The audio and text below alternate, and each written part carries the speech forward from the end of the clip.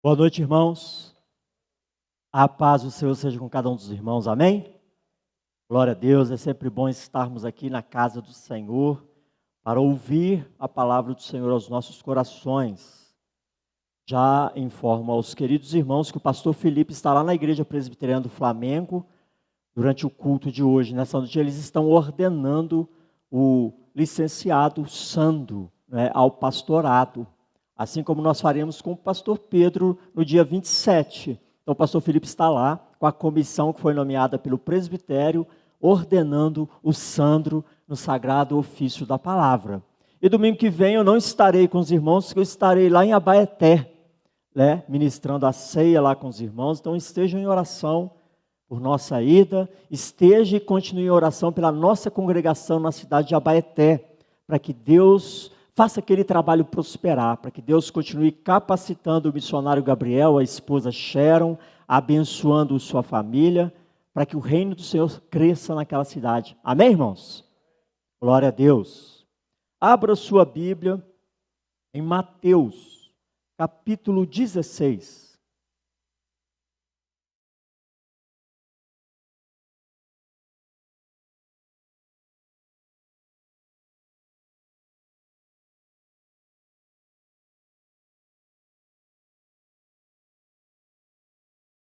Mateus capítulo 16, versículos 18 e 19.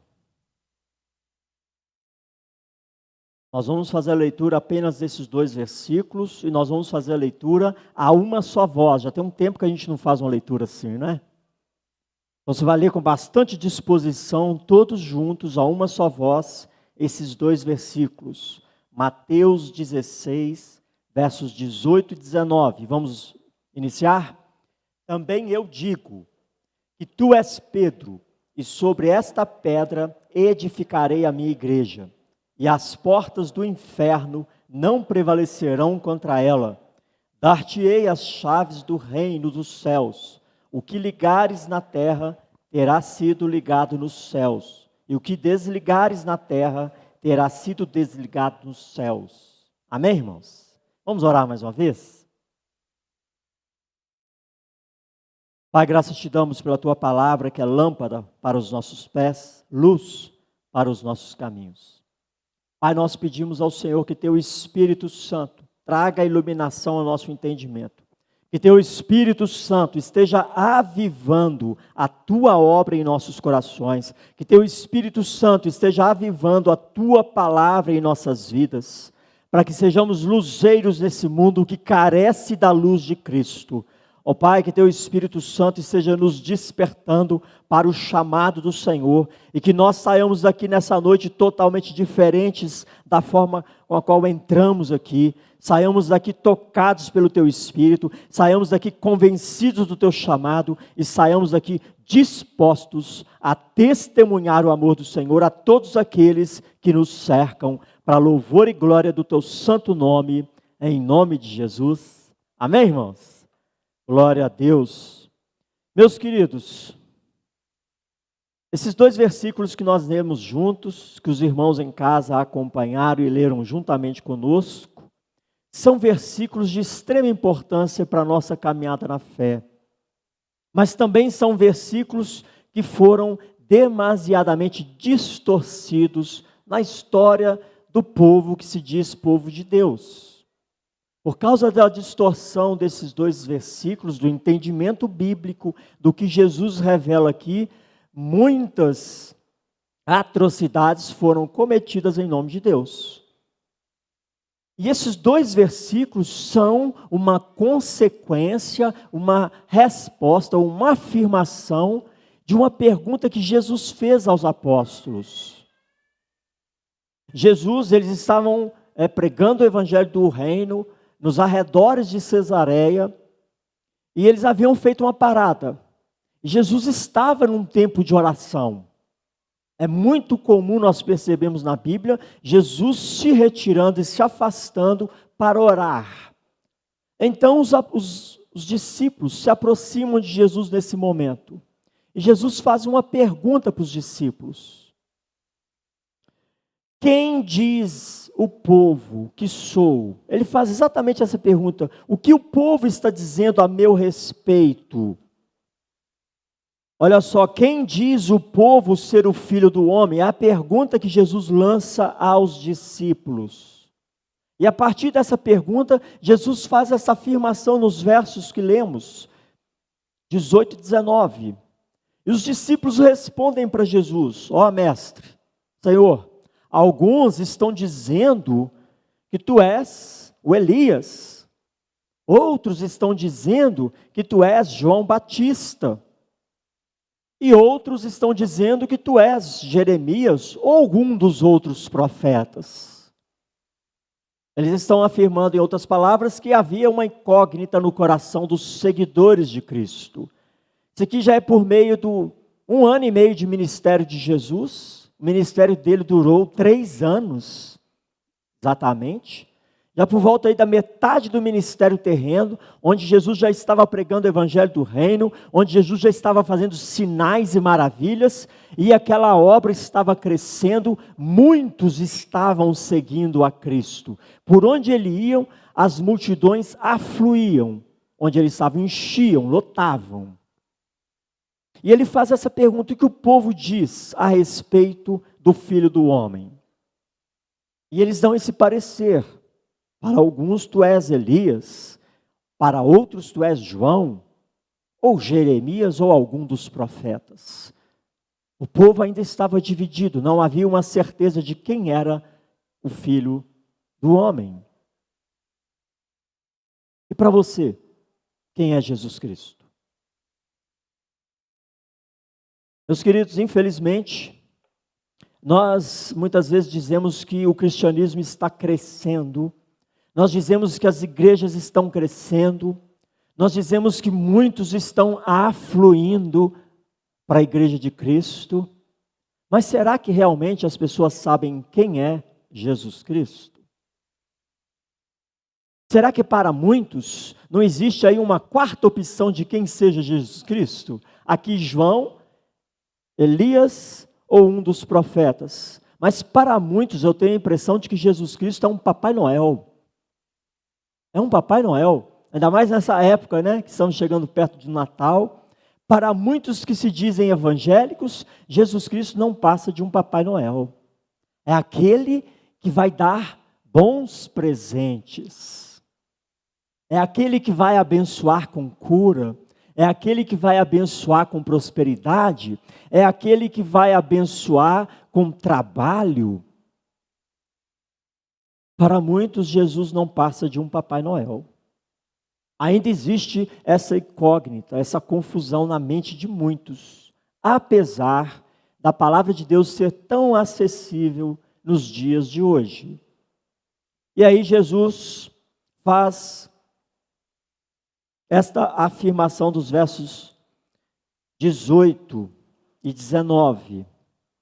Porque ele não ficou satisfeito com a resposta do parecer dos seus discípulos, o que o povo dizia a seu respeito. Aqueles que o seguiam, aqueles que estavam vendo sinais, que estavam vendo milagres, que estavam vendo maravilhas, ainda não sabiam quem era Jesus. Imagine, pessoas que viram Jesus ressuscitando mortos, viram Jesus curando cegos de nascença, pessoas que viram Jesus curando coxos, expulsando demônios, ainda não tinham uma noção clara quem é Jesus. Jesus, não satisfeito com esse parecer, no verso 15 ele diz: mas vós, quem dizeis que eu sou? Aí Simão Pedro responde: tu és o Cristo, o Filho do Deus vivo. É uma resposta bíblica corretamente, uma resposta corretamente bíblica. Tu és o Filho de Deus, o Filho do Deus vivo. Tu és o Filho prometido, tu és o Messias esperado. Será que se nós perguntássemos em meio às igrejas evangélicas quem é Jesus Cristo, nós teríamos uma resposta bíblica aceitável de quem é Jesus Cristo? E ainda que fosse uma resposta aceitável, biblicamente falando, seria de fato uma resposta vinda de um coração que tem de fato essa compreensão profunda. É a partir desse diálogo que Jesus faz essas duas afirmações. Também eu te digo que tu és Pedro, e sobre esta pedra edificarei a minha igreja, e as portas do inferno não prevalecerão contra ela. É a partir deste diálogo que Jesus faz essas duas afirmações que nós lemos. E nós precisamos entender quem é Jesus, para que possamos viver na dimensão do que Jesus afirmou a Pedro e seus discípulos. Para que Jesus afirma a nós, nesta noite: dar-te-ei as chaves do reino dos céus, o que ligares na terra terá sido ligado nos céus. Irmãos, nós precisamos entender essa afirmação de Jesus Cristo. Nós precisamos viver na dimensão do que ele afirma aqui aos seus apóstolos. Mateus 16, 20 diz para nós, não é?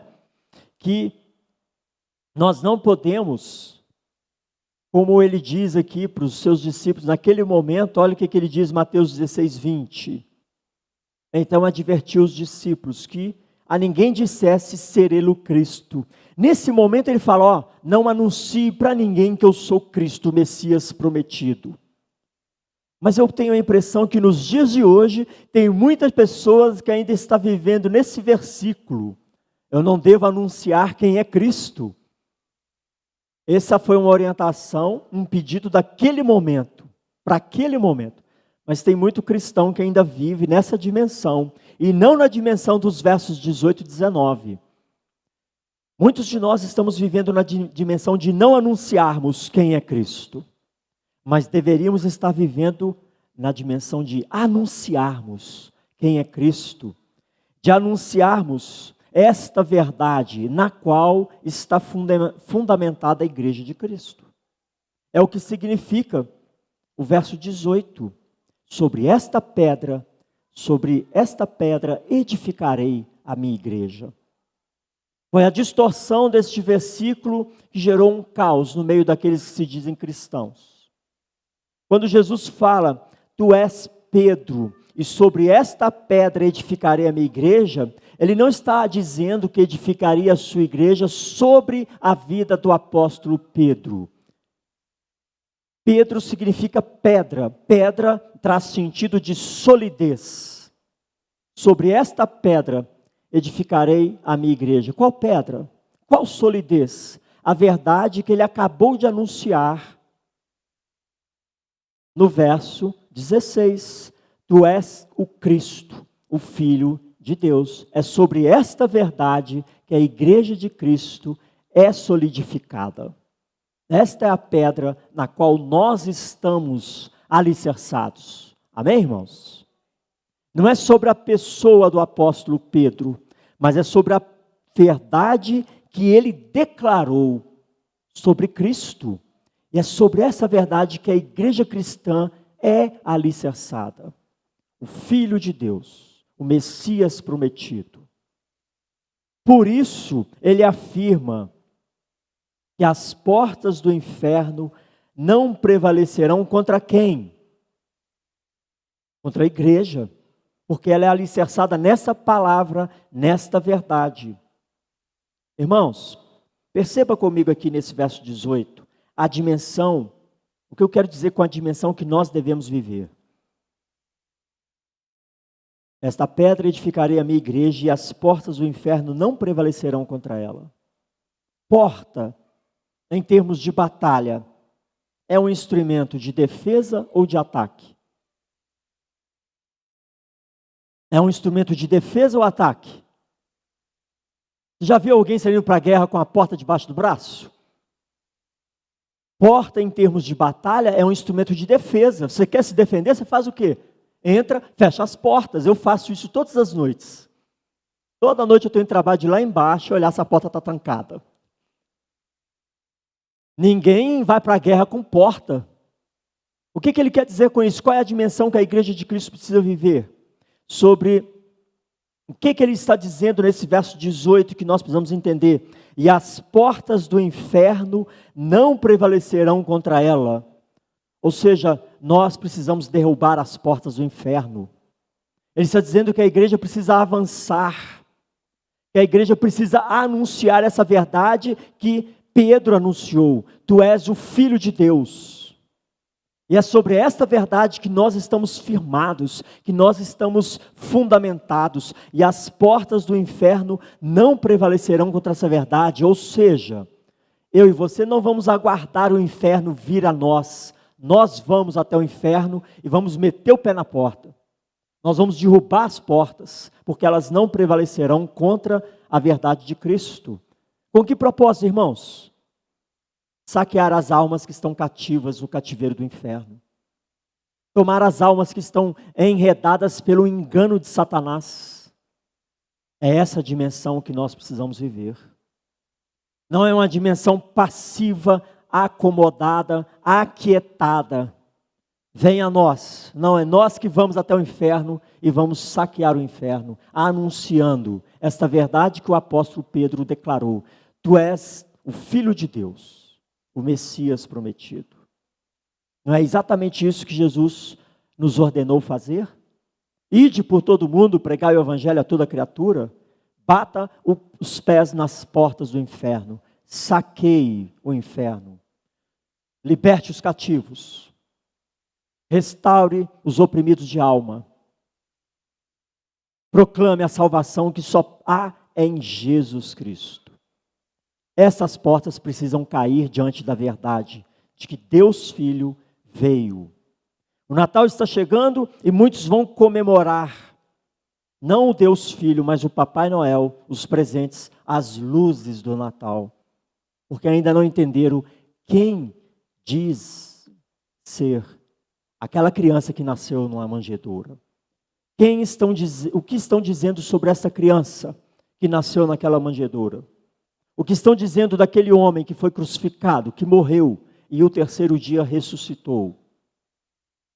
Cabe a mim e a você proclamarmos quem é o Filho de Deus, quem é Jesus Cristo. Amém, irmãos? E como diz aqui a afirmação de Jesus: e as portas do inferno não prevalecerão contra vocês, contra a igreja do Senhor. Porta não é instrumento de guerra, de ataque, é de defesa. E quem tem que estar no ataque é a igreja de Cristo. Quem tem a ordem para proclamar o evangelho é a igreja de Cristo. Mas nós ainda estamos vivendo na dimensão do verso 20. Nós estamos quietinhos e não estamos anunciando quem é o Filho de Deus. Muitos estão assim. E ao invés de saquearmos o inferno é que tem saqueado as igrejas. Mateus 16, 18 diz para nós esta verdade: que as portas do inferno não podem prevalecer contra o Filho de Deus, contra essa verdade. Jesus Cristo, o Senhor da igreja, é o Filho de Deus.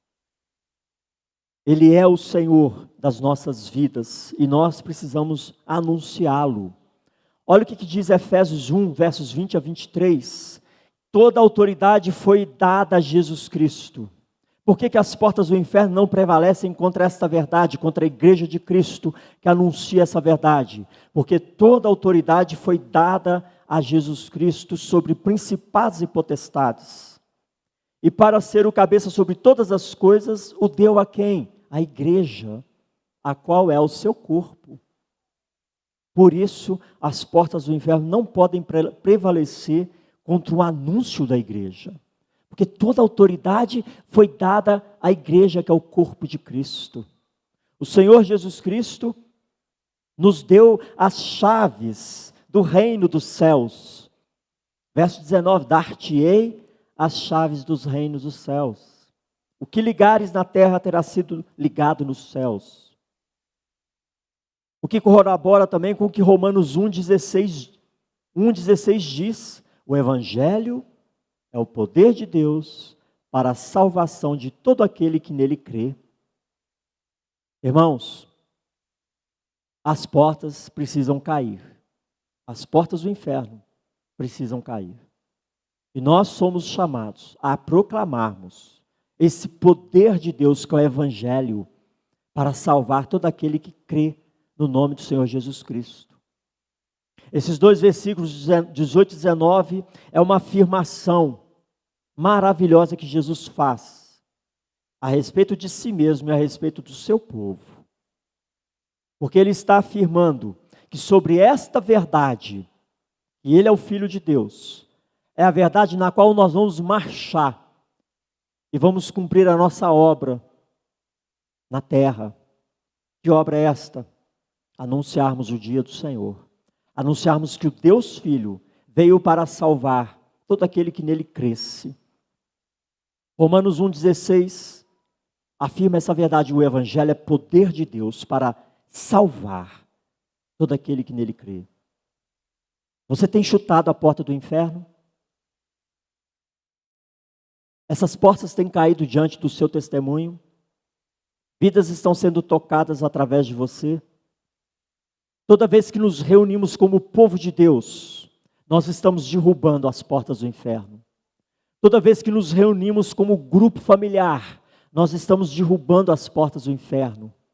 Toda vez que você visita uma pessoa, em nome de Jesus, você está derrubando as portas do inferno. Toda vez que você ora e intercede por alguém, você está derrubando as portas do inferno.